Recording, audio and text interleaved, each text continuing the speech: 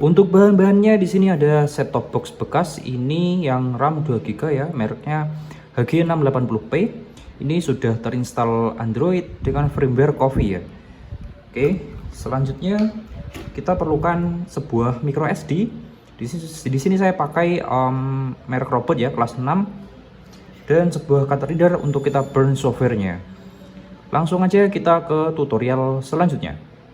Oke, setelah kita persiapkan bahan-bahan dan alatnya, selanjutnya kita harus download beberapa software yang perlu kita download. Di sini ada Arabian versi 20.10 Buster ya, Buster Current 590 kernelnya. Dan ini ada file untuk DTB-nya ya, agar kita nanti langsung bisa memakai atau langsung kita sambungkan ke STB kita setelah kita burn Arabian-nya. Dan untuk software burningnya kita bisa pakai Rufus ataupun pakai Balena Etcher ya teman-teman. Di sini saya pakai Rufus saja. Oke, lanjut kita langsung burning aja. Kita masukkan ke komputer SD card dan card readernya. Oke, di sini setelah terdeteksi, lanjut kita pilih disknya. Kita pilih bahannya, kemudian kita pilih yang ini ya, nggak perlu diekstrak juga tidak apa-apa, diekstrak juga tidak apa-apa, terserah kalian. Langsung start, oke. Dan kita tunggu sampai writingnya selesai. Langsung kita skip aja ya teman-teman sampai selesai. Kita burning menggunakan Rufus atau Balena Etcher.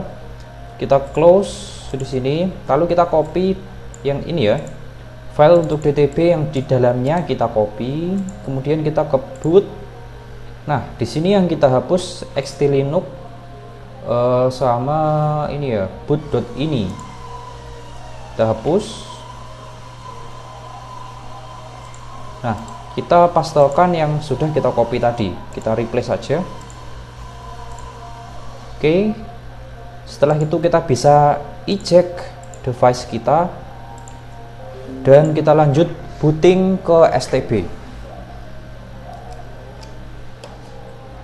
Nah, untuk teman-teman ketika STB-nya sudah dicolokkan power adapter dan micro SD-nya kita langsung masukkan ke STB. Selanjutnya di STB kita nyalakan dan sambungkan ke HDMI terlebih dahulu. HDMI, kemudian ke monitor ya atau TV terserah. Lalu kita pakai mouse dan kita buka terminal emulatornya, kemudian ketik reboot update lalu enter. Tunggu sampai selesai dan tampilannya kayak kode-kode gitu. Nah, di sini saya nggak ada perangkat untuk screen capture ya, jadi nggak bisa tampilin. Pokoknya seperti ini. Nanti ketik reboot update, tunggu sampai selesai tampilannya Linux. Kita tunggu beberapa saat, lalu kita konekkan via PuTTY teman-teman. Kalian harus download PuTTY untuk akses SSH. Oke. Nah, untuk setting pertama kali kita memerlukan router ya, router, kemudian kabelan yang akan kita colokkan ke STB, kabelan ke STB ya. Kemudian kita aksesnya lewat WiFi dari router kita dan kita jalankan PuTTY. Oke, di sini STB kita sudah terkoneksi ya, terkoneksi ke router kita. Selanjutnya setelah kita terkoneksi, kita setting lewat ini ya, PC ataupun laptop bisa. Kita connect ke jaringan yang terhubung STB Arabian-nya. Lalu untuk mengeceknya kita bisa ke 192.168.0.1 atau gateway dari router kita agar kita bisa mengakses DHCP-nya. Nah, di sini sudah terdeteksi ya, 192.168.0.101. Kita masukkan ke PuTTY, kita open, lalu kita accept.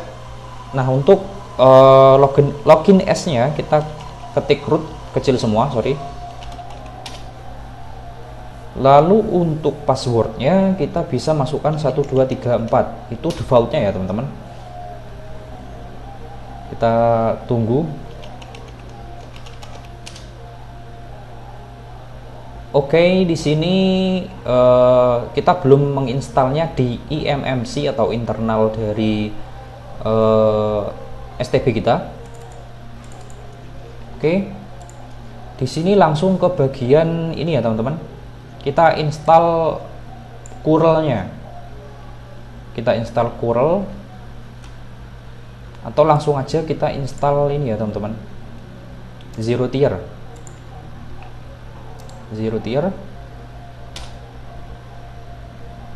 Oke, di sini karena sudah selesai, ini sudah terinstall ya di perangkat kita. Nah, selanjutnya kita akan setting ataupun menginstal software Open Media Vault. Caranya seperti apa? Caranya kita ketikkan rmbian strip atau dash config.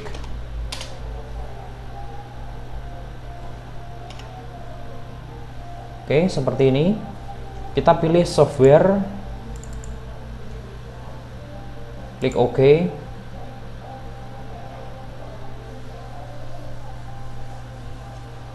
Setelah itu klik Softy, klik OK. Oke, di sini setelah menu tampilan seperti ini, kita centang OMV. Ini kita centang sampai ada bintangnya seperti ini. Lalu setelah itu kita klik install dan tunggu sampai selesai. Karena di sini saya sudah menginstalnya, jadi kita langsung lanjut ke tahap berikutnya, kita setting Open Media Vault-nya.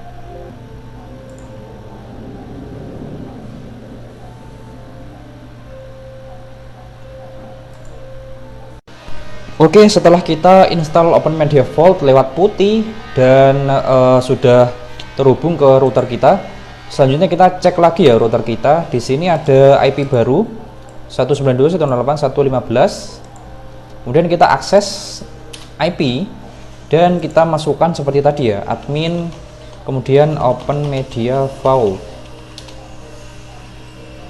Oke, kita tunggu. Oh sorry, ini ada kesalahan. Open Media Vault. Setelah itu, oke, di sini langsung kita menuju disk. Ya, disknya kita ini ya sudah masukkan sebesar 128 GB. Oke, selanjutnya kita langsung ke disk.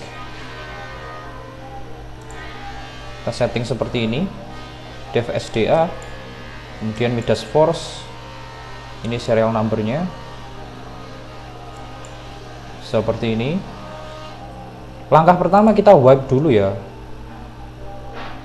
wipe quick. Oke, setelah selesai kita langsung ke edit.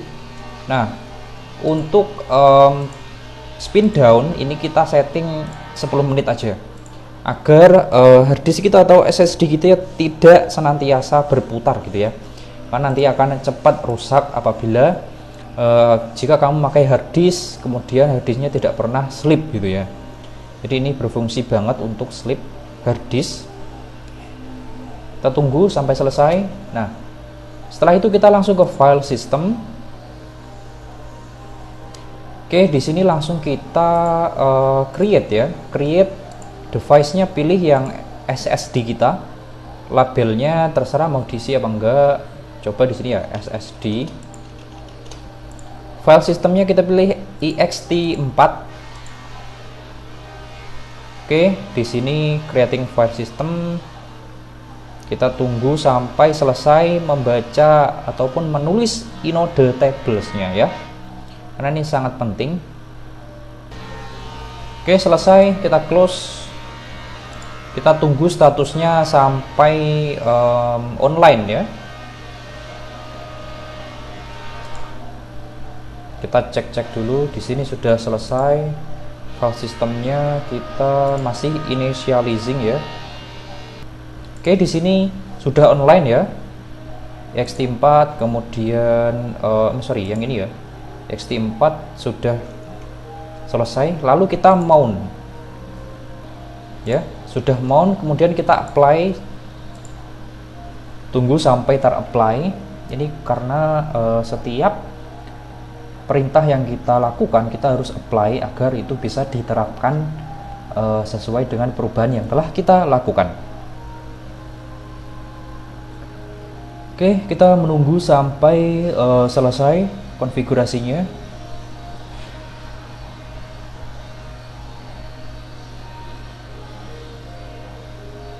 Nah, perbedaan antara OpenWRT dengan OpenMedia Vault, di sini OpenWRT hanya menggunakan berbasis sistem OpenWRT ya. Sedangkan kalau kita menggunakan OpenMedia Vault, di sini menggunakan Linux ya, teman-teman. Jadi lebih banyak improvisasi, lebih banyak fitur dan open source tentunya. Oke, setelah file system berhasil kita buat, selanjutnya kita ke user. Ya, di sini kalian bisa tambahkan jika belum punya. Tambahkan, kemudian nanti kasih nama, passwordnya tidak usah. Untuk shellnya pilih bin sh atau defaultnya ya. Nah, untuk grupnya kita biasanya centangnya ini ya, user. Udah gitu aja, lalu save. Selanjutnya yang penting adalah di grup. Oke, di grup ini kita kalau belum membuat, silahkan membuatnya. Klik add, tambahkan, kemudian kasih nama, dan membernya kita centang yang user yang sudah kita buat tadi ya. Di sini adalah Rido. Yang tadi Rido 1 yang adalah nama grupnya, dan usernya kita tambahkan Rido, akunnya admin, FTP, root ya, data zero tier terserah. Save. Kemudian kita langsung ke share folder. Nah, di sini jika belum ada, kalian tambahkan aja, karena di sini saya sudah buat SSD ya, dan device-nya kita ganti karena tadi sudah kita buat baru. Path-nya terserah, kalau saya pilih slash saja, karena kita nanti akan mengakses keseluruhan dari SSD-nya. Oke, kita apply, yes. Jangan lupa untuk setiap membuat perubahan ataupun melakukan setting tertentu, kalian wajib untuk apply. Karena kalau tidak di-apply maka tidak disimpan perubahan yang telah kalian buat tadi. Oke, di sini sudah selesai ya. Untuk privilege-nya kalian centang ya semuanya, baik user maupun grupnya. Saya pilih read and write ya, kemudian save dan apply. Ini wajib kalian setting ya untuk privilege, karena kalau tidak disetting kalian tidak akan bisa mengcopy kemudian mengupload data ke SSD maupun harddisk kalian yang sudah disetting, jadi percuma ya. Oke, setelah itu kita lanjut ke bagian SMB. Nah, di sini kalian ke bagian shares ya, shares, kemudian kalian tambahkan jika belum menambahkan. Di sini adalah untuk saya edit ya, klik panah bawah, kemudian pastikan kalian share foldernya seperti yang tadi ya sudah kalian buat. Dan untuk guest terserah kalian bisa memperbolehkan pengunjung ataupun yang tidak membuat user seperti tadi dan password, kalian bolehkan. Browsable, inherit ya, inherit permission ini kalian harus centang, kemudian save. Dan ke bagian setting ini harus kalian enable. Oke, dan save, dan kemudian kalian apply. Oke, di sini sudah selesai. Kita bisa melihatnya di bagian ini ya, diagnostik dashboard. SMB-nya sudah berjalan. SMB-nya sudah berjalan ya teman-teman. Sip. Selanjutnya kita tesnya adalah melalui PC dulu ya. Ketikkan garis miring yang ke kiri 192.168.1.15. Baik, di sini sudah terdeteksi ya SSD-nya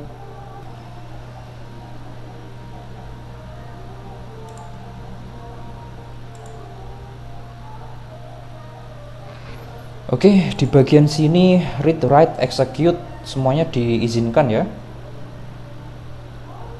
Di bagian access rights management ya.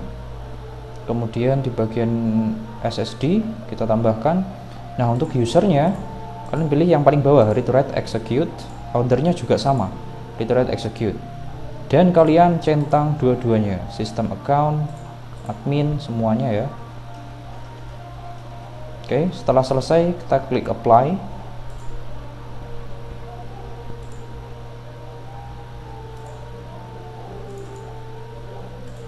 Setelah kita apply, maka selanjutnya kita bisa close. Dan kita coba kembali apakah sudah bisa. Ya, sudah bisa untuk copy ya, karena tadi belum diizinkan dari shared foldernya ya. Kemudian klik ACL ya. Ini wajib ya, my shared folder ACL ini harus kalian setting. Oke, di sini sudah bisa untuk copy data, kemudian upload data, maupun kita akan online kan melalui zero tier.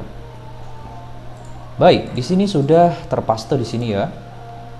Nah, selanjutnya kita akan setting zero tier-nya ya, teman-teman. Silahkan buat akun di zero tier. Oke, di sini saya sudah membuat ini ya, create a network. Ini yang baru. Kemudian kalian pastikan ini di copy ya, copy kemudian dipaste di notepad. Nah, kita login melalui putih kembali 192.168.1.15. Kita login root, kemudian passwordnya masukkan yang sudah tersedia tadi. Oke, untuk join di zero tier-nya, kalian masukkan perintah seperti ini. Nah, ini dihapus seperti ini ya. Kalian pastekan di putih seperti ini. Lalu kalian enter, karena di sini saya sudah setting ya, sudah join.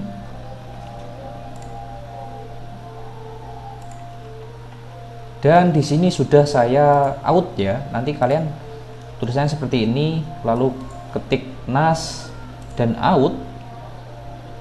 Oke, di sini sudah terdeteksi di zero tier ya.